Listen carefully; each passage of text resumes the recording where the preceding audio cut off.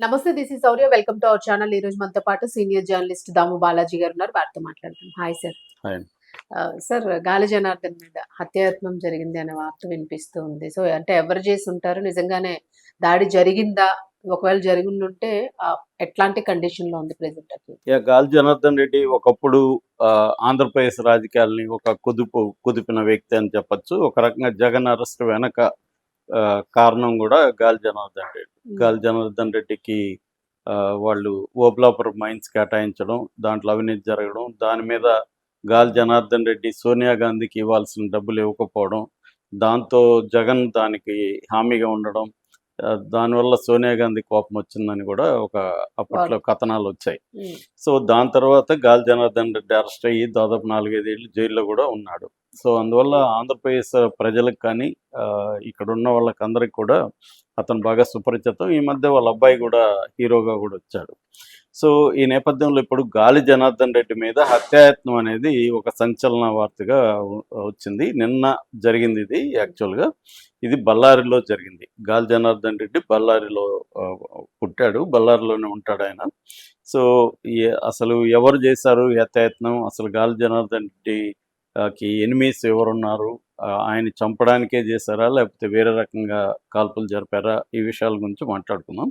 So ఇదేమైందంటే యాక్చువల్గా బళ్ళారిలో జనవరి 3వ తేదీ అంటే రేపు వాల్మీకి విగ్రహాన్ని ఆవిష్కరణ ఉంది. అక్కడ బళ్ళారి ఎమ్మెల్యే భరత్ రెడ్డి ఆయన పేరు. ఈ సూర్యనారాయణ రెడ్డి అని మాజీ ఎమ్మెల్యే కొడుకు అనమాట ఇతను. సో మాజీ ఎమ్మెల్యే సూర్యనారాయణ రెడ్డికి ఇటు గాలి జనార్దన్ రెడ్డి బ్రదర్స్, ఎందుకంటే ఈయనకి 2 బ్రదర్స్ ఉన్నారు, సోమశేఖర్ రెడ్డి అండ్ కరుణాకర్ రెడ్డి. ముగ్గురిని కలిపి రెడ్డి బ్రదర్స్ అని పిలుస్తుంటారు పాపులర్ కర్ణాటకలో. సో ఈ రెడ్డి బ్రదర్స్కి ఈ సూర్యనారాయణ రెడ్డి ఫ్యామిలీకి మధ్య ఎప్పటి నుంచో 20-30 ఏళ్ళ నుంచి వైరం ఉంది. ఈ నేపథ్యంలో ఇప్పుడు కొత్తగా భరత్ రెడ్డి అని సూర్యనారాయణ రెడ్డి కొడుకు బళ్ళారి ఎమ్మెల్యేగా ఉంటున్నాడు కాంగ్రెస్ తరఫున. ఈయనేమో గాలి జనార్దన్ రెడ్డి ప్రజెంట్ బీజేపీలో ఉన్నాడు. బీజేపీలో గంగావతి నుంచి ఎమ్మెల్యేగా ఉంటున్నాడు. ఇక్కడ ఏమైందంటే ఈ వాల్మీకి విగ్రహం సందర్భంగా మొత్తం వాళ్ళు బ్యానర్లు కట్టడం, ఫ్లెక్సీలు కట్టడం చేస్తున్నారు కాంగ్రెస్ కార్యకర్తలు. ఆ నేపథ్యంలో వీళ్ళ ఇంటి ముందు కూడా ఫ్లెక్సీలు, బ్యానర్లు కట్టారు. ఎవరు? గాలి జనార్దన్ రెడ్డి ఇంటి ముందు. దాన్ని వాళ్ళ అనుచరులు అడ్డుకున్నారు. మాది బీజేపీ ఎమ్మెల్యే అయినా బీజేపీ ఎమ్మెల్యే ముందు నువ్వు ఎట్లా కడతావు అంటే, ఇదేమీ పార్టీ ప్రోగ్రాం కాదు, ఇది ఒక వాల్మీకి విగ్రహానికి సంబంధించింది అని వాళ్ళు చెప్పారు. కానీ ఇట్లా వాదోపవాదాలు ఇదయ్యి దాంతో భరత్ రెడ్డి అనుచరుడు సతీష్ రెడ్డి కాల్పులు జరిపాడు. ఆ కాల్పుల్లో ఒకరు చనిపోయారు. కానీ ఈయన గాలి జనార్దన్ రెడ్డి అయితే ఎస్కేప్ అయ్యాడు. కాకపోతే ఆ టైంలో అక్కడ ఉన్నాడా లేదా అనేది కూడా ఇంకా నిర్ధారణ అయితే కాలేదు. ఏదేమైనా వాళ్ళ ఇంటి మీద కాల్పులు జరిపారు, వాళ్ళ అనుచరుల మీద అయితే కాల్పులు జరిపారు. ఆ వీడియోలు అంతా కూడా బయటకు వచ్చాయి. వీడియోలు చూస్తే సినిమా షూటింగ్ లాగా ఉంది, సౌండ్లు అవన్నీ కూడా. దాంతో ఇంకా ఇరు వర్గాలు పెద్ద ఎత్తున అక్కడ గుమికూడారు. ఇటు వీళ్ళ అంచర్లు, కాంగ్రెస్ అంచర్లు అందరూ వచ్చేసి ఇంకా పెద్ద ఎత్తున ఇదైపోయింది. ఈ లోపల పోలీసులు వెళ్ళారు, కానీ పోలీసులు అక్కడ ఎక్కువ మంది లేరు. దాంతో కంట్రోల్ చేయడం కష్టంగా మారిపోయింది. ఈ లోపల ఎస్పీకి ఫోన్ చేశారు వాళ్ళు. సార్ మాకు కష్టంగా ఉంది, ఇక్కడ ఉద్రిక్తంగా ఉంది, ఏ క్షణంలో అయినా చేదాటిపోయే పరిస్థితి ఉందంటే ఎస్పీ గాల్లో కాల్పులు జరపమని వీళ్ళకి ఆదేశాలు ఇచ్చాడు. దాంతో పోలీసులు గాల్లో కాల్పులు జరిపిన తర్వాత క్రౌడ్ డిస్పర్స్ అయిపోయారు. సో ఆ తర్వాత జనార్దన్ రెడ్డి ప్రెస్ మీట్ పెట్టి ఆయన మాట్లాడాడు, ఇది నా మీద హత్యాయత్నమే, నన్ను చంపాలని భరత్ రెడ్డి ఎప్పటి నుంచో ట్రై చేస్తున్నాడు. సో ఇది ఒక సాకు మాత్రమే వాళ్ళకి, లేకపోతే మా ఇంటి ముందు బ్యానర్లు పెట్టద్దంటే వాళ్ళు పెట్టకుండా వెళ్ళిపోవాలి, వాళ్ళకి బోల్డ్ ప్లేస్ ఉంది, బోల్డ్ చాలా కావాలని ఇది చేసి నన్ను హత్య చేయాలని కోసమే ఈ ప్లాన్ చేశారనేది ఆయన చెప్తున్నాడు. సో ఈ నేపథ్యంగా గాలి జనార్దన్ రెడ్డి గురించి మనం కొద్దిగా బ్రీఫ్గా చెప్పుకుంటే, గాలి జనార్దన్ రెడ్డి వాళ్ళది చిత్తూరు అనమాట. అక్కడ నుంచి బళ్ళారికి వెళ్ళి అక్కడ సెటిల్ అయ్యారు. ఆయన 2 రకాలుగా చెప్పుకోవచ్చు. ఒకటి ఆయన బిజినెస్ మ్యాన్, 2 పొలిటీషియన్. బిజినెస్ మ్యాన్గా ఆయన 19 ఏళ్ల వయసులోనే enable India savings and investment company limited అని ఒక ఫైనాన్షియల్ కంపెనీ పెట్టాడు.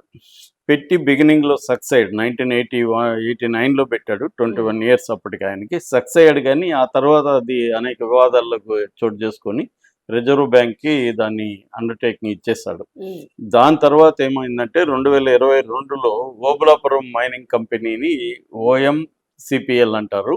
ఈ మైనింగ్ కంపెనీని వేరే వాళ్ళ దగ్గర నుంచి తను టేక్ ఓవర్ చేశాడు. ఇది అతని జీవితాన్ని మార్చేసిందని చెప్పొచ్చు. దీంట్లో ఏమైందంటే రాజశేఖర రెడ్డి ముఖ్యమంత్రిగా ఉన్నప్పుడు 2004లో దాదాపు 10,700 ఎకరాలు మైన్కి ఇతనికి ఇచ్చారు ఉమ్, అనంతపూర్ జిల్లాలో. సో ఇచ్చినప్పుడు దీంట్లో భయంకర అసలు ఏ రకమైన అనుమతులు కానీ ఏమీ లేకుండా అక్రమంగా జరిగింది మైనింగ్ అనేది ఆరోపణ. ఉమ్, ఇదే అప్పట్లో పెద్ద గొడవైంది. ఇక్కడ నుంచి రావాల్సిన పార్టీ ఫండ్ కాంగ్రెస్కి ఇవ్వలేదని ఇతను సోనియా గాంధీ ఆగ్రహం వ్యక్తం చేసిందని, సోనియా గాంధీకి జగన్ మీద కోపానికి కూడా ఇదొక కారణం అని. ఓన్లీ ఓదార్పు యాత్రే కాకుండా తెర వెనుక ఇది కూడా జరిగింది. దాదాపు 2,000 కోట్ల పైన సోనియా గాంధీకి ఇవ్వాల్సి ఉంటే ఇతను ఇవ్వలేదు. దానికి హామీగా ఉన్న జగన్ కూడా పట్టించుకోలేదు. దాంతో ఆమె కోపం వచ్చింది. అందుకని ఇతని మీద కేసు పెట్టి దాన్ని కూడా రద్దు చేశారు. ఇతని మైనింగ్ లీజు ఏదైతే ఉన్నిందో అది కూడా రద్దు చేశారు. దాని తర్వాత జగన్ జైలుకి వెళ్ళాడు, ఇతను కూడా జైలుకి వెళ్ళాడు. ఇతను జైల్లో ఉన్నప్పుడు కూడా మళ్ళీ ఒక స్కాము. అదేంటంటే సిబిఐ జడ్జి పటాభిరామారావు అని, ఆయనకి 200 కోట్లు బెయిల్ కోసం, మనీ ఫర్ బెయిల్, అప్పట్లో సంచలనం అనమాట. 200 కోట్ల ఆఫర్ అంటే ఎనీ జడ్జి కూడా ఏం చేస్తాడు. సో అలాగే సిబిఐ జడ్జి దాన్ని అప్పట్లో చలపతిరావు అని రిటైర్డ్ జడ్జి ద్వారా అది డీల్ కుదిరింది.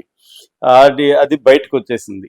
బయటకు వచ్చేసి జడ్జిని సస్పెండ్ చేశారు, ఇతన్ని మీద కూడా కేసు పెట్టారు మళ్ళీ.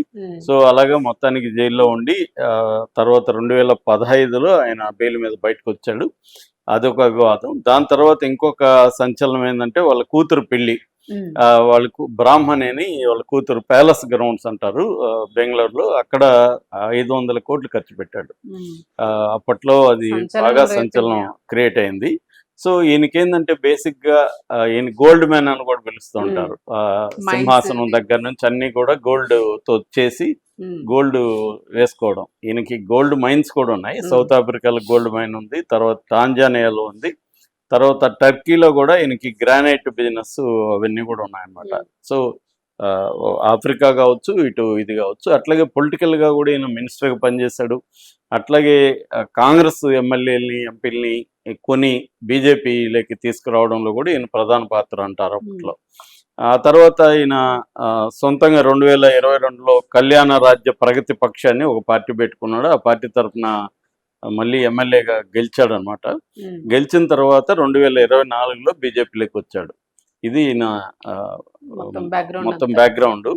సో ఇప్పుడు ఏంటంటే ఈ కాంగ్రెస్ ప్రభుత్వం అధికారంలో ఉంది కాబట్టి ఈయన కొంత గడ్డుకాలం అని చెప్పచ్చు.